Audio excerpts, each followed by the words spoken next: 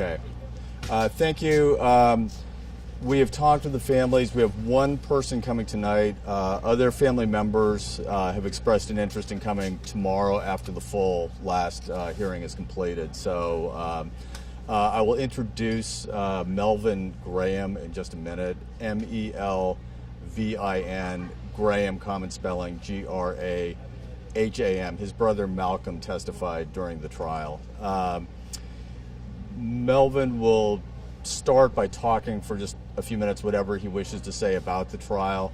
We can ask questions. I'm going to suggest right where behind the sound man is Neil, Kathleen Parker. If you want to ask questions, get in line behind Kathleen, and I'll be over there to facilitate that. So with that, I'm going to find Mr. Graham, and we'll be right back.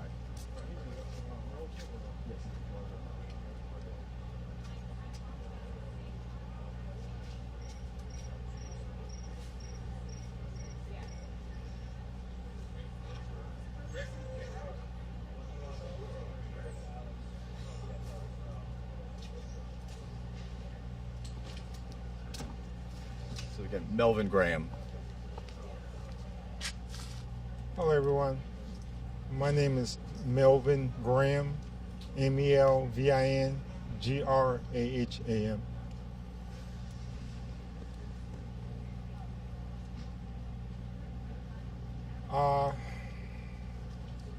I just want to say that today we had justice for my sister.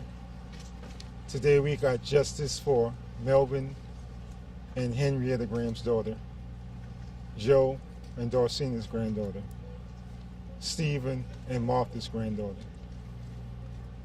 As I sat in the courtroom, this is a very hollow victory because my sister's still gone. I wish that this verdict could have brought her back, but it can't. But what it can do is just send a message to those who feel the way he feels, that this community will not tolerate it. When my sister was killed, this community pulled together in a way that I had never seen before. And I just wish that that feeling, that love that we show for each other in the city of Charleston, in the state of South Carolina, and around the nation, the warm words, the prayers that came in would continue. I just want this to stop. I really do. I'm tired. Every time I hear about a shooting, I cry. We have to stop this. And I think that if we could just stand up for each other like we did in the beginning, then maybe we got a pretty good shot of stamping this out. But we got to stand together. And I'm going to just sort of close my statement by thanking everyone, from my brother Robert Moutry, Gilbert Moutry, Malcolm Graham, Gabriel Jones, myself. We thank you. And I just want to say, I heard a poem, I'm going to paraphrase it. And it said, when they came for the Indians, I said nothing because I was not Indian. When they came for the blacks, I said nothing because I was not black. When they came for the Jews, I said nothing because I was not Jewish. And then one day they came for me, and there was no one left to speak for me. Today, this community stood up loud and clear and spoke for the Emmanuel Nine.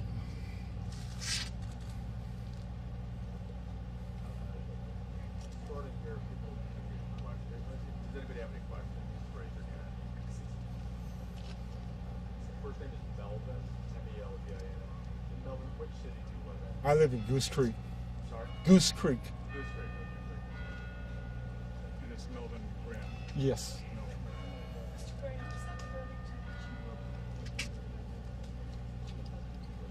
Yes. It's a hard thing to know that someone's going to lose their life. But when you look at the totality of what happened, it's hard to say that this person deserves to live when the 9 others don't? How do you justify saving one life when he took 9?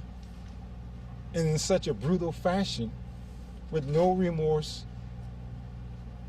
he just took them away from us because he wanted to. He decided the day, the hour, and the moment that my sister was going to die. And now someone's going to do the same for him. But unlike my sister, he has another chance.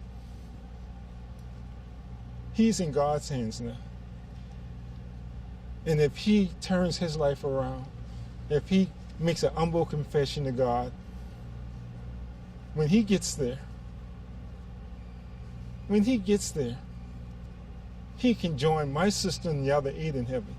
Because God said, I will forgive you for no matter what you do, I will forgive you. But it's up to him. Just like he showed no remorse here, when that time comes, if he chooses not to show any remorse, then he again will determine his sentence.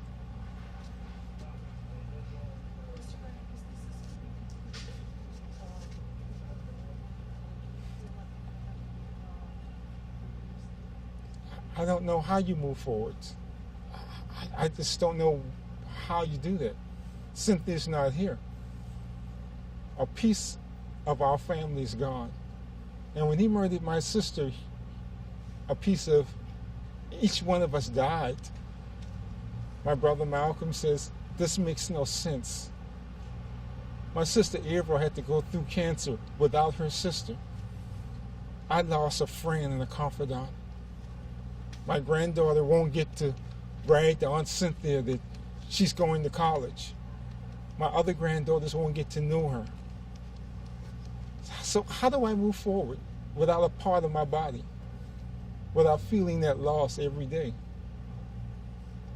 I think what I'm going to try to do is keep my sister's name, her legacy, alive as best I can, so that she's not forgotten. And this community has made sure that she isn't forgotten. From the University of South Carolina to the College of Charleston to the library, Cynthia is everywhere in this city. They have shown such tremendous love for her. And not just for her, for the other victims of this senseless act. Other families have set up foundations to honor their loved ones and to keep their name and their memories alive. So I think the Manual 9 is going to be around for a long time. And I'm sure these families are going to do a lot of positive things to keep their family members' name alive, their memory alive, and make this place a better place because of it. Mr. Graham, I'm interested in hearing you talk a little bit more about the death penalty.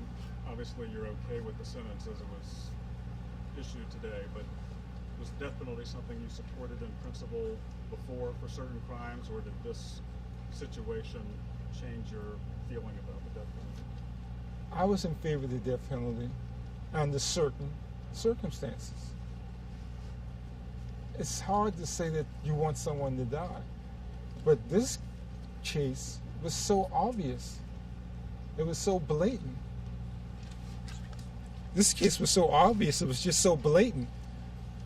This wasn't a killing, it was an execution. And he admitted to it, and he was proud of it. It's that thing we pray about every night, deliver us from evil. And evil came. You didn't testify during the trial, and I'm wondering, are you planning to speak tomorrow?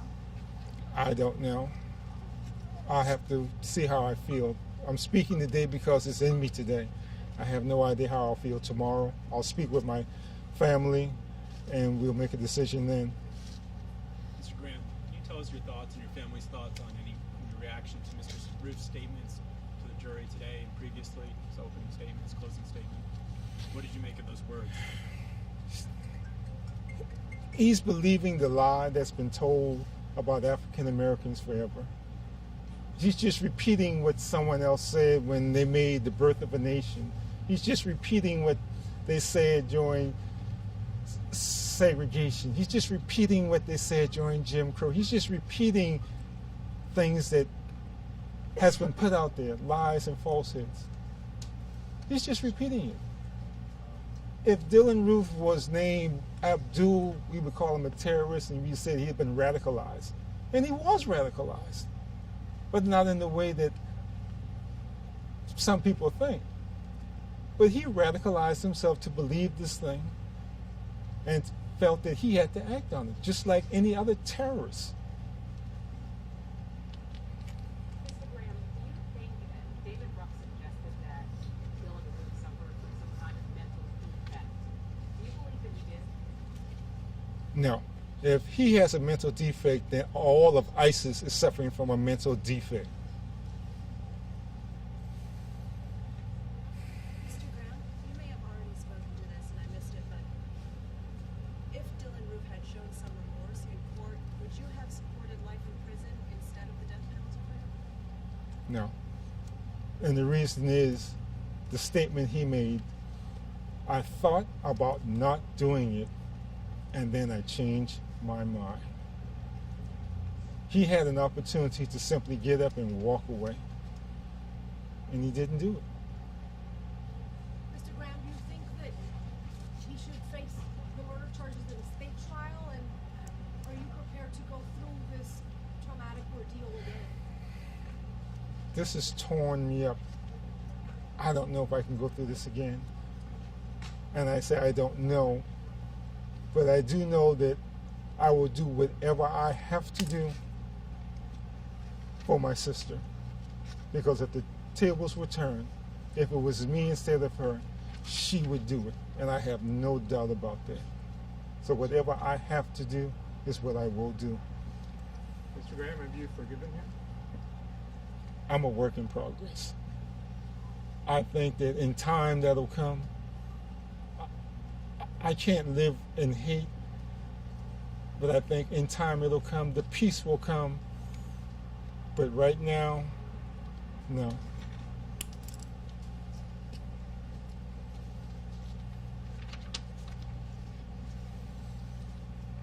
Thank you. Thank you. Thank you, sir. Thank you.